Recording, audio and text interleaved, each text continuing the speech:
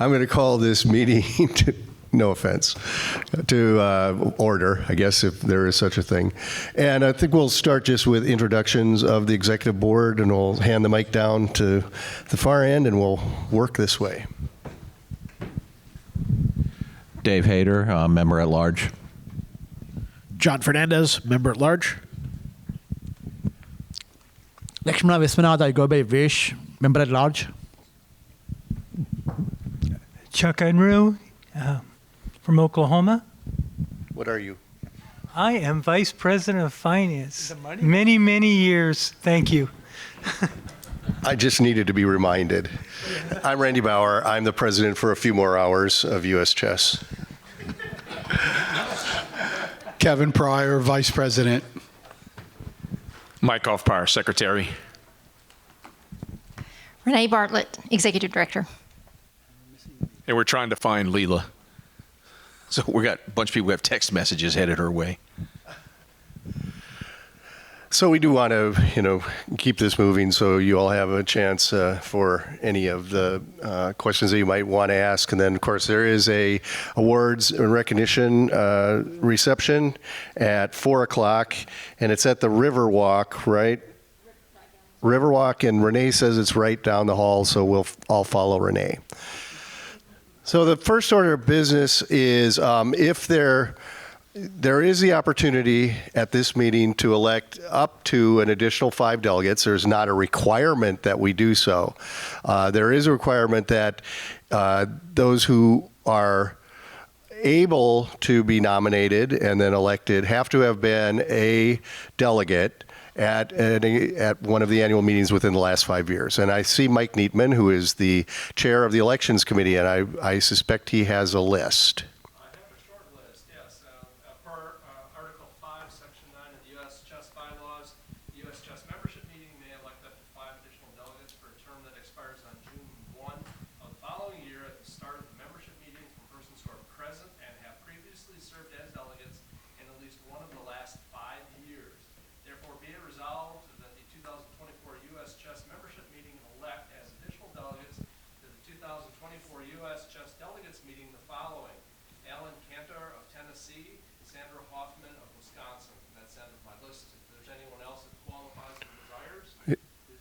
Are there others to add to that list, again, that meet the qualifications?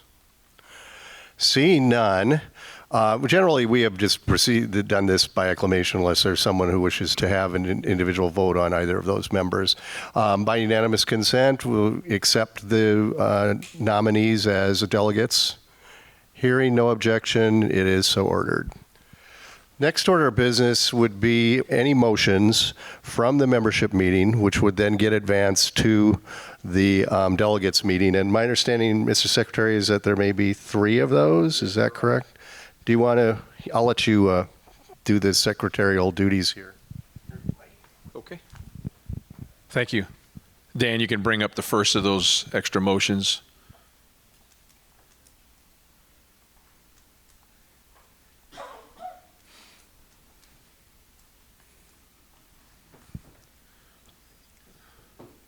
Okay, that's good.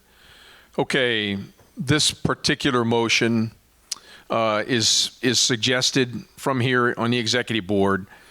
And this one gets into, we've had in the past, this will be the second year in a row where we've had challenges for state chapters for the same state chapter.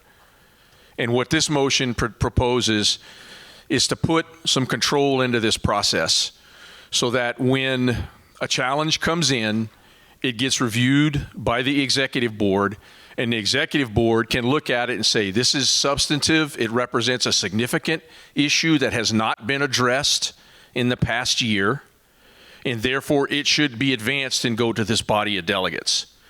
And if it's not, it would be denied.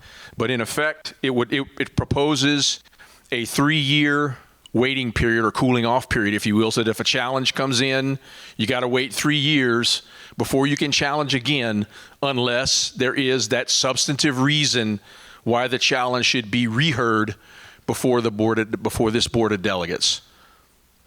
But that's the gist of this motion. And it would require a change to Article 8, the organizational units, in section 1 called state chapters of the bylaws. I would note, too, that with changes that were made last year, any change to the bylaws will require a 2/3 majority vote by the delegates. It looks like Andy, Actually, this wasn't on an ADM, so it'd be 3/4. oh, it's not an ADM. Okay, very good. Good point, Caleb. Thank you. Andy, did you want to?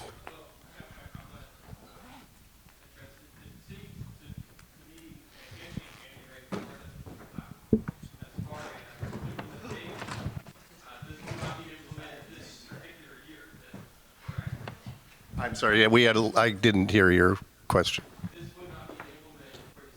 That's correct. It would not take effect until next Yeah. cycle.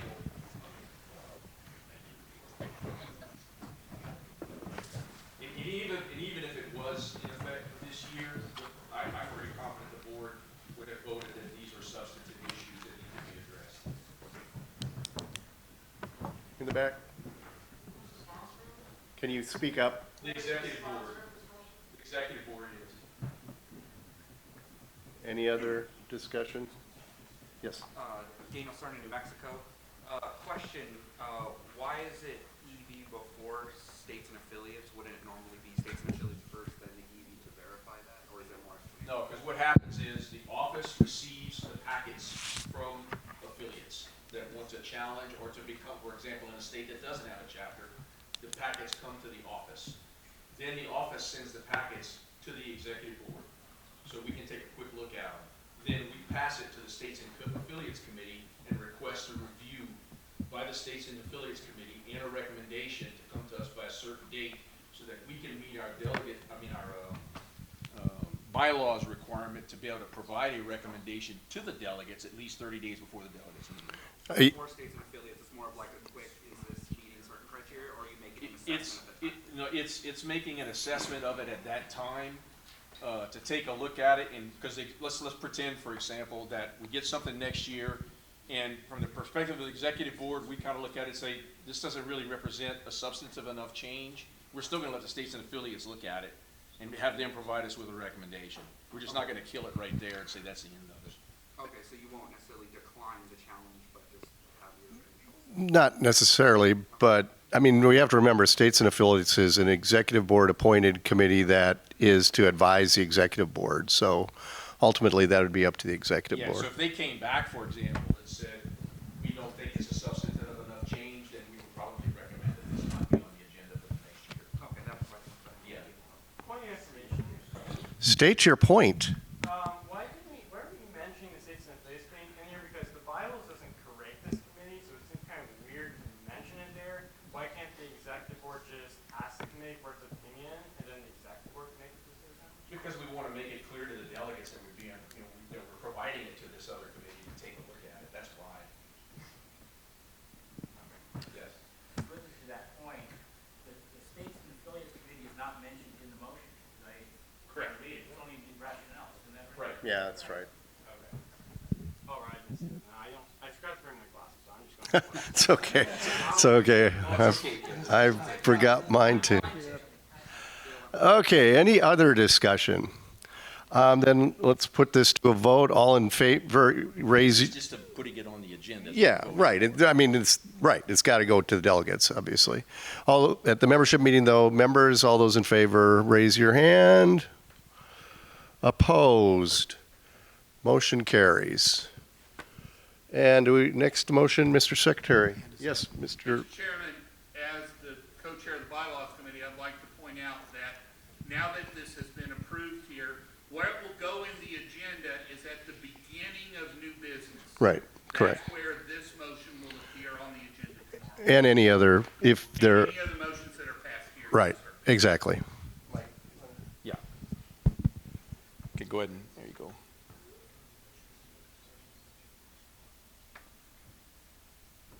Okay, so those of you that have your bylaws in front of you may want to kind of quickly scroll around, but there's a portion, this whole issue, first of all, gets at the age of delegates and alternate delegates, the minimum age requirement for delegates and alternate delegates. It came to our attention a few weeks ago that there was a delegate at least one, who was not even going to be 16 until the 1st of June. So we went, we saw that this, we saw what was in the bylaws.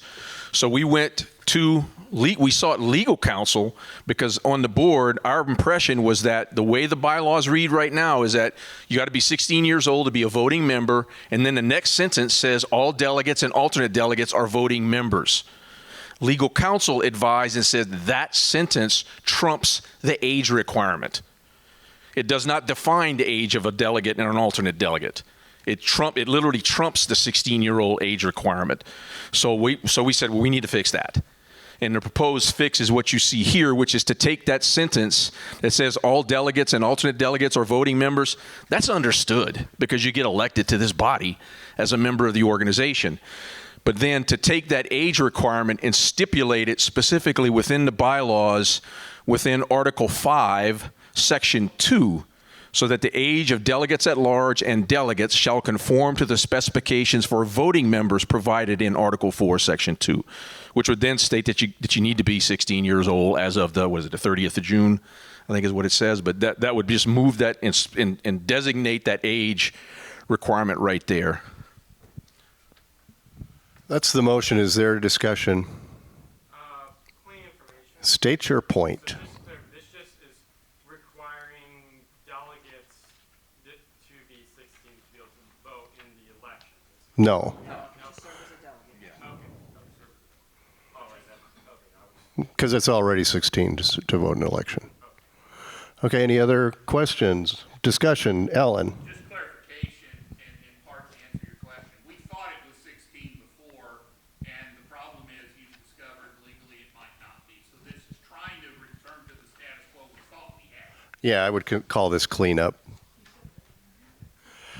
Okay, hearing no further discussion, we'll put it to a vote. All those in favor of moving this on to the new business agenda at the delegates meeting, opposed?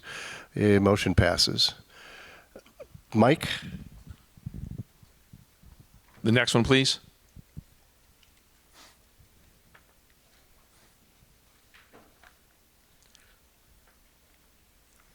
And go ahead and, yeah. All right, well, that's my motion. I'll just Take the mic.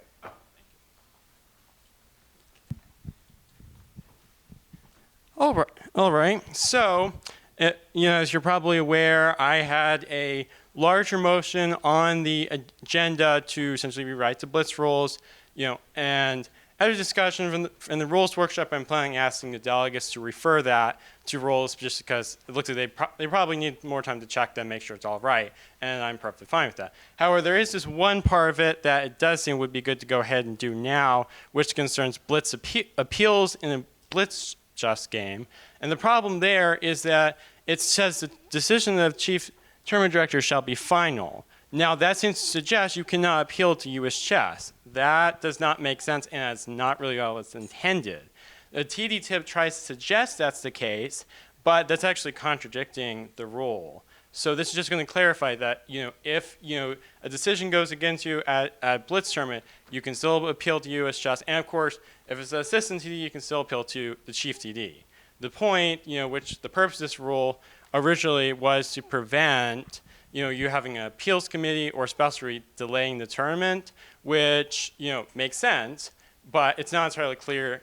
The scope of it is much broader than that. This is just going to clarify that it's only going to be limited to that. Okay? Thank you, Caleb. Any discussion? Yes, Bob.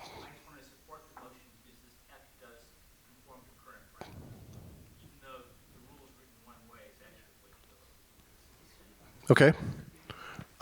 Seeing no further discussion, we'll put it to vote. All those in favor of moving this to the new business agenda for the delegates, raise your hand. Opposed? Motion carries. Are there any other motions from the floor? Dan, are there any other motions? No other motions? No other. Excuse me, Mr. Secretary, I submitted a motion to you. Okay, so the motion from Hal Terry is the members recommend that ADM 2429, which is the safe play training motion provided by Hal Terry, be brought up for consideration as early as possible under new business. That's a recommendation? Right, the substance of the motion is the motion for the delegates meeting. This is only, So you're recommending that I move it up? it should be discussed as soon as possible. Okay, all right. Information. State your point. Why can't the delegate behind me just make a motion to amend the agenda when it gets to that point tomorrow? I don't see the point of doing this. This seems like it's our time here. We can just have a motion to amend the agenda later, and if the delegates feel that appropriate, and we can just go ahead and do that. We can put that wherever in the agenda makes sense. And how long would we take to discuss that on the delegates floor? A while. At least this isn't during the finite time that we have for the delegates meeting. So just to speak against the idea of trying to move this up on the agenda early, we have a complicated agenda. We have a complicated agenda that includes all sorts of things, including appeals of decisions, all of which the experience of dealing with all of those things is very likely to heavily influence the views of delegates towards this motion, and we should not try to rush to judgment on this motion without the delegates being fully informed of the impact of its suggestion. Andy. Speak up, please. To address Caleb's point, this is a motion from the membership meeting as opposed to just something that's ordinary happening in the ordinary hurly-burly of the delegates meeting. So Caleb was asking, if I'm not mistaken, why can't we wait until tomorrow to address that? But this is a motion that's coming from the membership meeting specifically. Point of information, State your point. may I inquire of the member of the executive board exactly which motions she thinks are the ones that are involved, that need to be decided first? We have not only motions, but we have appeals of safe play decisions. And the order in which the entire agenda runs is something that the delegates are going to be able to consider carefully without trying to rush something to judgment that frankly would deprive the delegates of the ability to assess the entirety of the things that are going to happen on the agenda before making this decision. Respectfully disagree with that, but that's all So Hal, repeat please, Hal. I say I must respectfully disagree with that opinion, but that's allowed. I may have missed it if you said the rationale to move this up. I apologize. I may have missed it if you said your rationale. I was listening to the motion. I didn't hear the rationale. Could you explain the rationale for moving it to the front of the line? It's an important question, and there's a lot of interest on both sides, and I think it should be moved to an earlier point in the meeting, rather than all the way at the end. I don't see how it would affect any other motions. Danny? Every motion put together by ADM is equally substantive.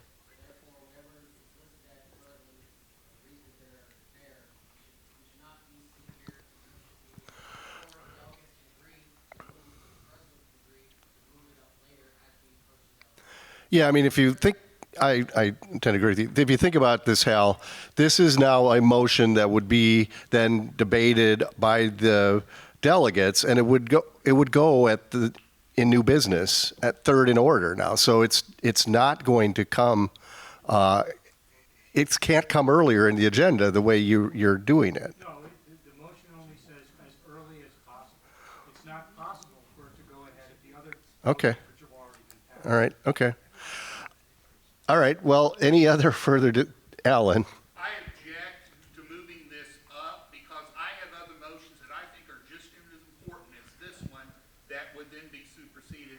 Besides, if you want to change the advance agenda, no. the proper way to do that is when the advance agenda is being approved.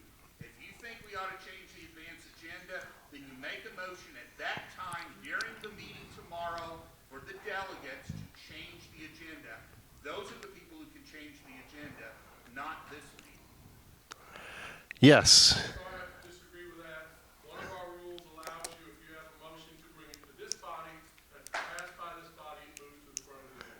Up front of the new business. If you think, yes, the business, if you think your motion is an important enough one, you can bring it to this body. If this body agrees, it's moving to the agenda, that is allowed. But it will come up after. That's a recommendation. Okay, go ahead. The motion that was just made on the floor was not to restate this motion of Hal's and make it a motion of this one, of this body. That's not what he said. What his motion was to encourage the delegates to move it. So the proper way to do that is when it comes up in the advance agenda discussion tomorrow, because we will vote as delegates, those of us who are delegates will vote to approve the advance agenda or not. If you don't like the order of the advance agenda, then the time to get the advance agenda changed is then. You can get it changed. Only if you say, I'm going to present this motion as a Okay, okay. here, and that's not the motion that's on the floor. Okay, okay. You're debating the motion that's not been made. All right. Okay, thank you. Any other, we're beating this to death. Go ahead. Technically, you could also vote to suspend the rules during the meeting. You could. I call the question. I bless you. Is there objection? Hearing none, we're going to put this to a vote. All those in favor of, Restate the motion for the membership meeting. The members recommend that ADM 2429, which is the Safe Play training motion, be brought up for consideration as early as possible under new business. okay, you've heard the motion. All those in favor of the motion, raise your hand. 2, 4, 6, 8, 10. Those opposed? Motion fails. Okay, that, oh, great. So y'all, the rest of y'all start writing. I mean, we got plenty of time. Come on. Okay, so this motion comes from Steve Emmett in New York. It says, notwithstanding any scheduled online workshops, and Dan, I'll give you a copy of this in a minute.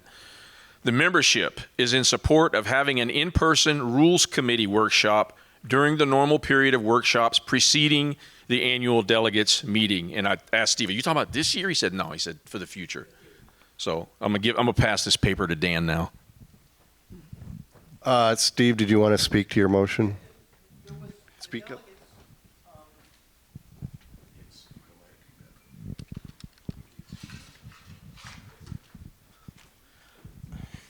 The delegates are the body that's charged with the rules. They're the ultimate authority of the rules.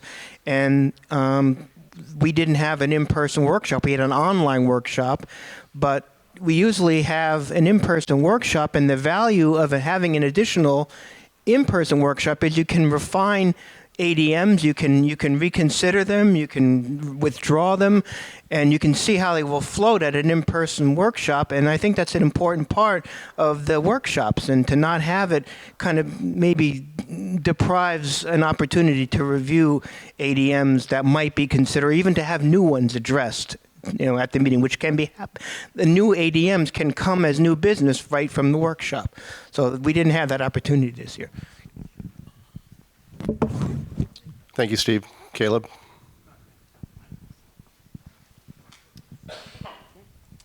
So I would have to agree with this.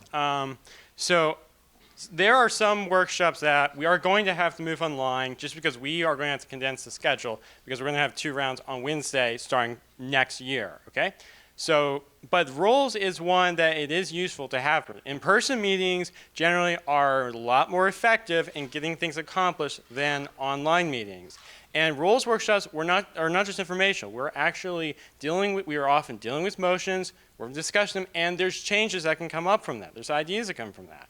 So it's useful to have that in person. And I was at the rules workshop last year. In person, I was at the online one this year, and I felt like the in-person one, last year was better, right? So I would, strongly encourage that we go ahead and approve this. Okay? There are some meetings, Elastic is one of them. We host Zoom online and in person.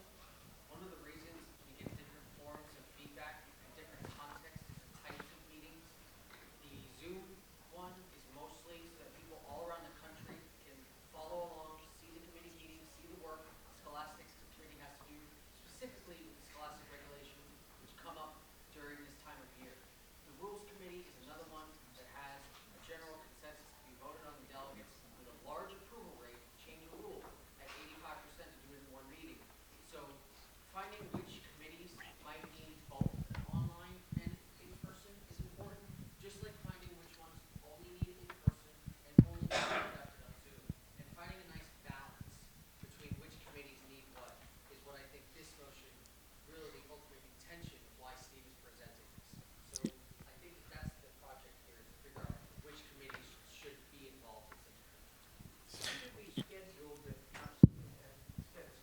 Yeah, we're gonna have to map out with Renee and with assistance from the U.S. The U.S. Open Committee, just map out the whole schedule of the activities that are occurring, so we can lay out which and where, which committee meetings are going to need to occur where in that whole schedule, so that we have that in hand. Just as a follow-up, Rose did an absolutely outstanding job this year of providing a Google sheet of which committees in person were going to schedule at what time. That was new this year, and she deserves full credit for that because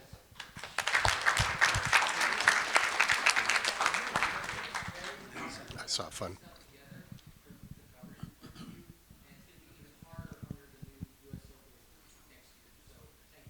Fun.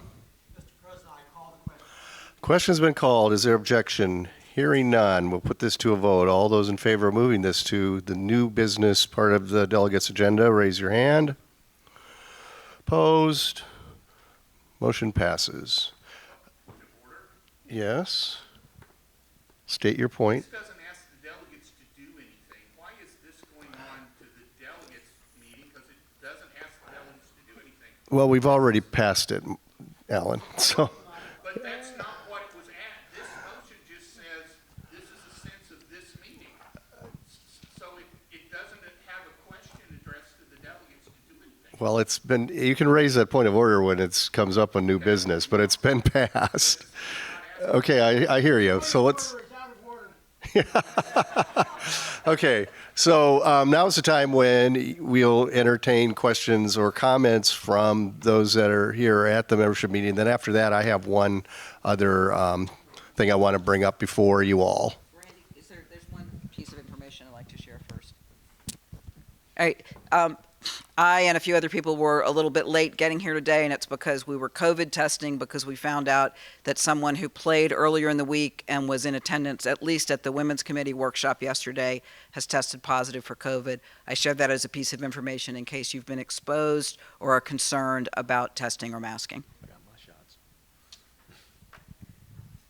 Thank you, Leela. Any comments or questions from the membership?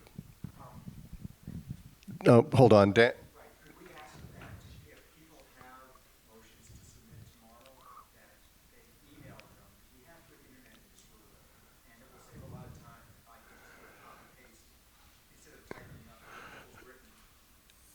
So Dan would like you to email any motions or amendments, and is there an email address? You can send them to either Dan or Rose, right? Or governance at uschess.org. Maybe we can just put those up on the board. Yeah. Mike? So I had a question. There was a motion that the board passed earlier this year to create I think it was a task force, look into the membership ID issues that have been going on for the last year. The duplicate. The duplicate IDs, the not a member, and I never saw any report from that. I was wondering if someone could elaborate on the results of that task force, if it's still ongoing or whatnot. Appreciate it. Sure. We formed the task force, but we were working with Emmanuel and an outside firm to improve that issue. And I believe that, and Emmanuel, if I'm not describing this correctly, the firm that we were working with to work on that, we're now switching gears and going in a different direction, so that the issue with the task force, that it's delayed, but we are still focused on it. Okay, so we still have problems. Yes, I don't think we've solved all of them. We've solved some of them. Still have problems. 'Cause I see them every tournament I run. Yeah. I send the emails. Caleb? I have two unrelated questions. One, I was wondering, maybe Rose knows, but how many delegates have registered their intent saying they're going to be here? And then second, I know I was asking yesterday about one of the appeals. I'm off the state political, but then we also have this rules appeal. So I'm wondering what's the procedure of the Becker appeal? If you maybe explain how that's going to be done. At this point, the Becker appeal is going to be in the open meeting. There's nothing confidential about that. We have a packet for you that I think we can check out when you check in. That, at this point, we have not been able to confirm that he's attending. We have tried to reach out to him. It may be that he will not show up. And so you will just read the packet and then we'll vote. That one does not require extraordinary procedures like the Safe Play appeal.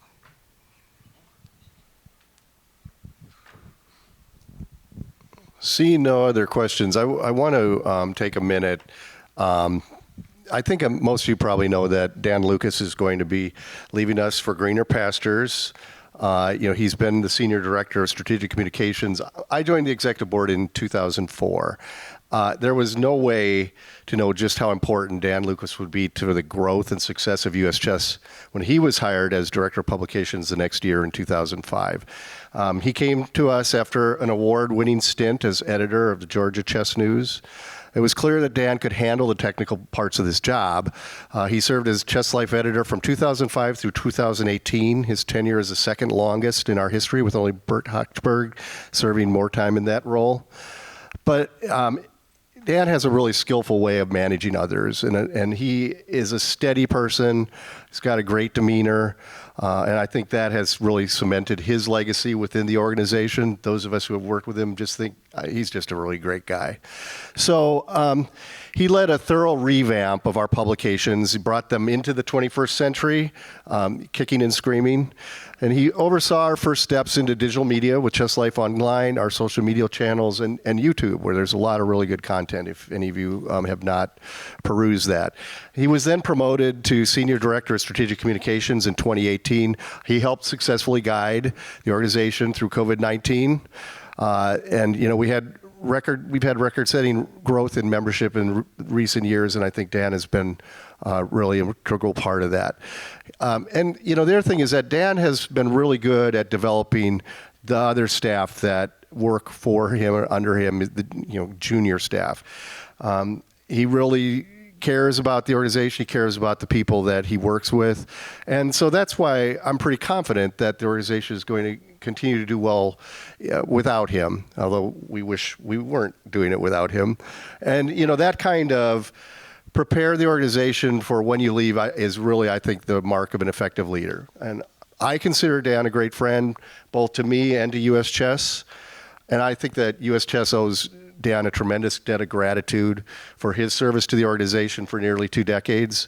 So thank you, Dan. Very best wishes from me and from all of us at U.S. Chess.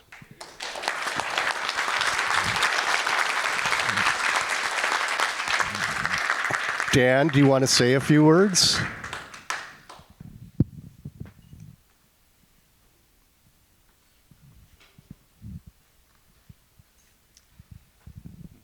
Well, thank you, Randy. That was unexpected and much appreciated. Thank you very much. So U.S. Chess has been terribly important to me in my life. My identity has been very wrapped up in being an employee of U.S. Chess. I'm very grateful to this organization for having given me a almost 2-decade-long career in chess journalism.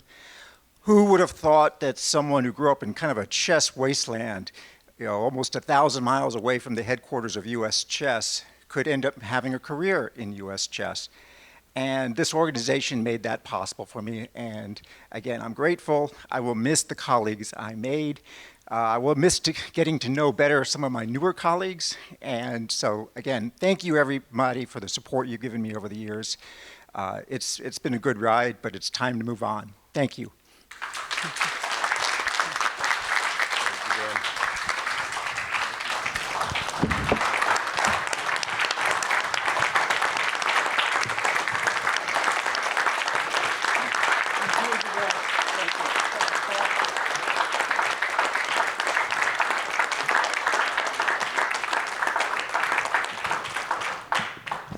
It's always good to end on a high note, right? So I see no further business in front of the body. I guess we have to entertain a motion to adjourn. Does somebody want to adjourn this meeting? So moved and seconded. All in favor, ready to say aye. Aye. Opposed. We are adjourned.